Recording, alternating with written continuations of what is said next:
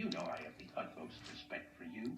I mean, you were Buck Ace Cluck, our school baseball star.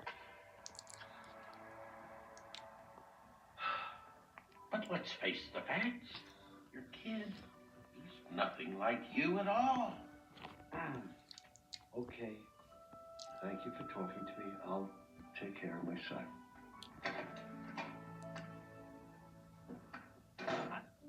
Dad, it wasn't my fault. It was Foxy. That's all right. It's fine. You don't have to explain anything.